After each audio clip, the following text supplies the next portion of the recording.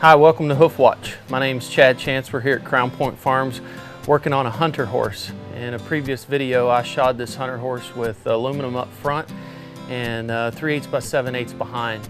And I got a lot of feedback, positive and negative. So what we're going to do today is shoe this horse again and show you the difference between being educated to a certain extent on how to use concave. Since I shod this horse the first time, I've worked with several guys in the industry to help me understand more about working with concave, and I think we're going to be able to do a better job this time out. So I just use a soft tape and just try to find out how much steel I need to cut for my hind shoes.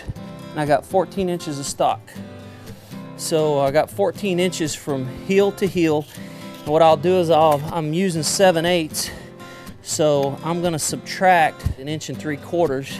On this concave, this is 3/8 by 7/8. And what I've learned in the last 6 months by working with this stuff is that it doesn't stretch very much. So what you wanna do is when you start marking, what I like to do is mark the center. And then what I'll do is I'll sweeten the inside, especially on hunter horses.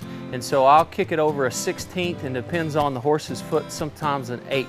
What I'm gonna do is I'm gonna crack the toe, and then I'm gonna safe the toe, and then I'm gonna build my outside branch first. I'm gonna build the heels, punch the nails, and do all this lateral branch first. And something that I've learned since I've made the first video with this particular horse, that you don't have to beat these heels to death. Just turn these heels, get a nice check in there, and leave all this width, this 7/8 width for your outside. And so I'm going to try to do that. And before, I would try to baby this concave. Today, I'm just going to get this stuff turned, try to do this in about 3 to 4 heats. I'm going to try to complete this shoe. Some guys can do it faster than I saw Grant Moon do it in 2. This is my day-to-day stuff, and I just want to get this right for this horse. So we'll put this in the fire, then trim the other foot. You can see how we're distorted here on this lateral side. See the heel here versus the heel there. See how straight this is and how round and a late quarter that has in it. So this will be a good one to map out. Go to the widest part of my foot. Find the junction between my toe and wall, my heels. Mark my line, trying to find the center of rotation around this foot. And what I can't get with this foot, because I can't scalp it away, I've got to do with my shoe. So this is a good example of one that you better leave the lateral thickness of that bar stock. And so you can take this here. Kind of gives you an idea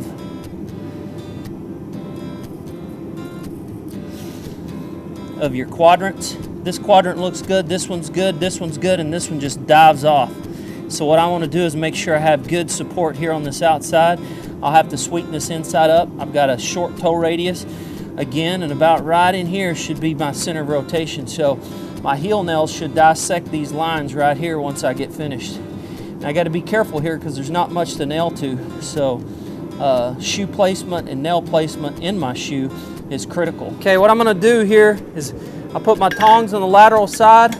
Just want to crack my toe. This stuff has a tendency to warp. I want to stay in the same place because I want that toe to be really tight. Once I have my center, my dot's right in the middle, what I want to do is come to the horn here, and I just want to lightly safe that toe. Okay, this is a lateral branch to this heel. Take it down the center. Don't really have to mess around too much, just a glancing blow. Take it down the center, flatten it out. Take it down the center. Make sure you got your center. And this is an outside branch, so you don't want to beat the tar out of it, but that's pretty much how to break it down and get it in the center. Okay, now I'm going to go to the horn. I want a late quarter, so I'm going to hit it here, and I basically got half a shoe. I want to seat it out,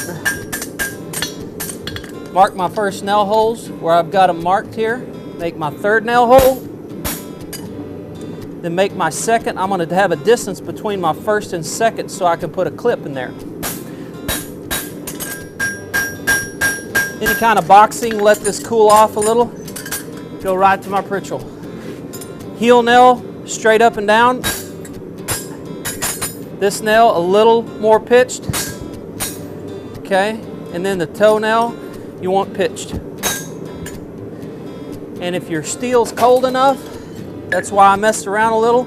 See, your nail holes come out sharp and clean, and a MX50 or 5 Slim E-head will fit right in there.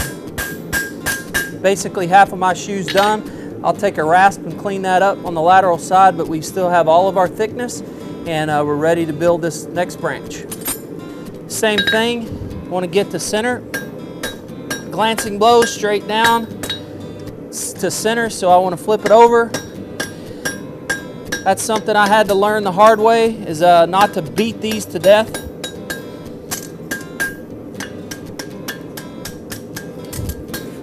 Just find your center. Glancing blows. My handle's parallel with the face of the anvil. My hammer's turned and I just come down. And you know you're doing it right when it shoves your shoe back at you. I learned that from Mark Milster.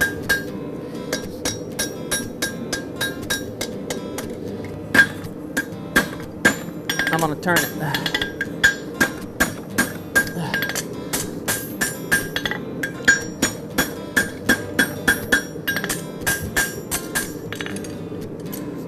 I'm gonna get my nails punched in it. Get my toenail, go up, leave a gap for the clip. Same thing, heel nail straight up and down. This one pitched a little bit more. Toenail pitched a lot. I'll throw this in the fire, do some final shaping, pull my clips, be ready to put it on the horse. Okay, what I'm gonna do now is pull the clips on these things. A lot of guys use bob punches. If I had one, I'd try it. I've never tried it, but we're gonna just do it like I always do. Just wanna get you a piece of material, knock it into the corner of your anvil, get a piece sufficient for the shoe, a mass of material there. Then I just turn it over here, get my meat, drive the material through the center, out for my shape. This is how our 3/8 by 7/8 concave came out. Now we'll take them to the horse and nail them on. There's some holes in them, of course, but this is my day-to-day stuff, and I don't do this every day, but I sure enjoy working with this concave, and since the last time I built a pair of these, I've had help from multiple people around the country, and you know, it just takes a little bit of education and watching other guys work it, and I think you can, you know, start working it better on your own. These sure last a long time. I'll probably get at least three resets out of these based on the ground here in Texas. So you take a little bit of time up front making them. Nevertheless, you can make your money up on resetting them down the road. So let's take them to the horse and nail them on. All in all, this is our lines dissecting to the top of that toenail right through the center of that one. So I missed this one just by a fraction. But other than that, came out a nice shoe. Plenty of width and lateral support here. Our checks are making it where the shoe's off of the frog. We've got a little bit more length on this lateral support just to balance this foot up, and I think you'll like it. Hey guys, thanks for being with us here at Hoof Watch. I hope that some of the things that we did today may help you.